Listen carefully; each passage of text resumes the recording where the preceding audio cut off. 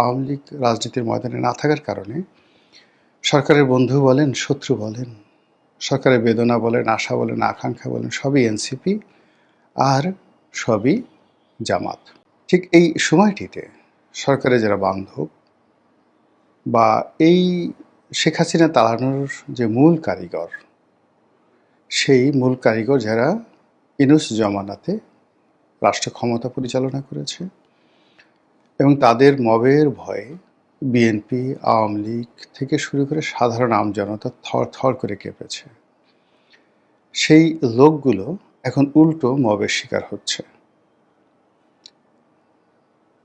কখনো আওয়ামী লীগের গুপ্ত বাহিনী তাদেরকে আক্রমণ করছে, তাদেরকে মারধর করে তাদের মুখ থেকে আজে বাজে শব্দ বের করছে, গালাগাল বের করছে সরকার সম্পর্কে, জুলাই আগস্ট বিপ্লব সম্পর্কে, জামাত সম্পর্কে, এনসিপির সম্পর্কে। আর বঙ্গবন্ধুকে তারা বাবা ডাকায় ছাড়ছে, আব্বা ডাকিয়ে ছাড়ছে, আওয়ামী লীগ শেখ হাসিনাকে মা ডাকিয়ে ছাড়ছে। তো এই যে ভিডিওগুলো বা এই কর্মকাণ্ডগুলো সারা দেশে নানাভাবে নানা রকম যাকে বলা হয় রসায়ন তৈরি করছে। অনেকের মনে আতঙ্ক দেখা দিয়েছে, অনেকের মনে প্রচণ্ড ভয় দেখা দিয়েছে যে এভাবে যদি চলে তাহলে আমাদের শেষ পরিণতি কী, কীভাবে আমরা টিকে থাকব।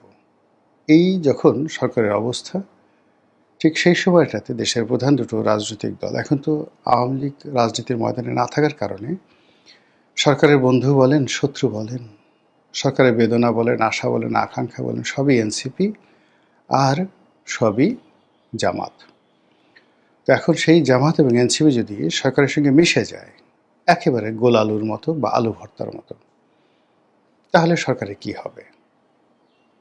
আবার এই এনসিপি এবং সরকার, জামাত, এই দুটো দল যদি রাজপথ গরম করে তাহলে কি হবে? প্রথমটি হলো যে সরকারে যারা আছেন তারা কোনো অবস্থাতেই এখনো পর্যন্ত এনসিপি নামক দলটিকে, এর নেতা নেত্রীদেরকে, অথবা জামাত ইসলামী নামক দলটিকে, নেতা নেত্রীদেরকে সত্যিকার অর্থে একটি ইফেক্টিভ বিরোধী দল, শক্তিশালী বিরোধী দল এটা মনেই করে না। কাজে তারা যত হুমকি দিচ্ছে, ধামকি দিচ্ছে, এটাকে সরকার বুড়ো আঙুল দেখাচ্ছে। আবার অন্যদিকে যদি সরকার এদেরকে কাছে ডেকে নেয়, ঐক্যমত্যে সরকার করে, এদের মুখ বন্ধ করার জন্য তাদেরকে বড় বড় পদ দেয়, পদবি দেয়, এবং সেই সাবেক জমানার বিএনপি জামাত জোট সরকার অথবা একটি জাতীয় সরকার এরকম কোনো কিছু একটা শুরু করে, সেক্ষেত্রে কি হলো, দেশে এবং দেশের বাইরে নতুন করে আবার চালু হবে যে এটা আমি এবং মামুদের সরকার। এক্ষেত্রেও সরকার আসলে কোনো সিদ্ধান্ত নিতে পারছে না। ফলে সরকারের সঙ্গে এনসিপির বা বিএনপির সঙ্গে এনসিপির, বিএনপির সঙ্গে জামাতের যে পর্দার আড়ালে যে সকল কথাবার্তা হয়েছিল ইউনূস জমানাতে, সেই কথাগুলোর একটির বাস্তবায়ন ঘটতে দেখা যাচ্ছে না। আর এই কারণে এনসিপি এবং জামাত ক্রমশ তাদের ধৈর্য হারিয়ে ফেলেছে। বাংলাদেশের রাজনীতি ক্রমশ জটিল থেকে জটিলতর হয়ে যাচ্ছে। রাজনীতির কোনো হিসাব মেলানো যাচ্ছে না। আর যেটাকে পলিটিক্যাল ম্যাথমেটিক্স বলে, রাজনীতির অঙ্ক,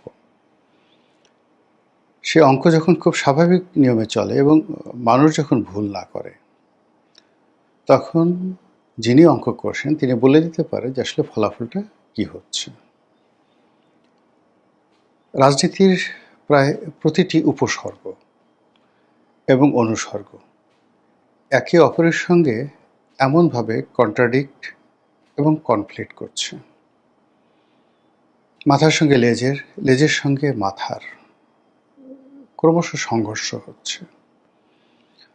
আর এতে করে অসংখ্য অস্থিরতা দেখা দিচ্ছে এবং কেউ কারোর প্রতি বিশ্বাস স্থাপন করতে পারছে না। এই মুহূর্তে সরকারের সবচেয়ে বড় সংকট, এটা অস্তিত্বের সংকট নয়, এটা হলো রিয়ালিটির সংকট।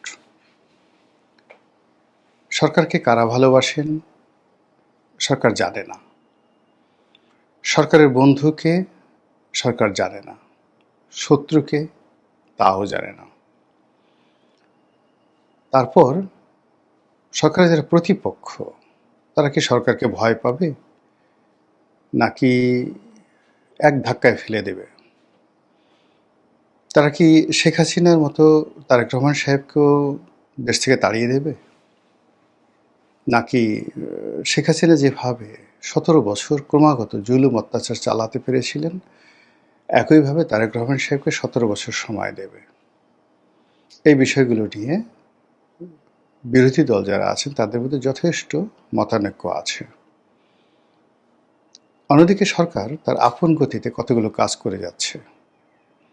সরকারের অর্থনৈতিক পরিকল্পনা, বিরোধী দল দমনের পরিকল্পনা, পররাষ্ট্র নীতির ক্ষেত্রে বিদেশে বন্ধু নির্বাচনের পরিকল্পনা, এবং সর্বোপরি তাদের যে নির্বাচনী ম্যানিফেস্ট, সেই নির্বাচনী ম্যানিফেস্ট বাস্তবায়ন করার জন্য অকাতরে এবং অঢেল অর্থ তারা ব্যয় করছে।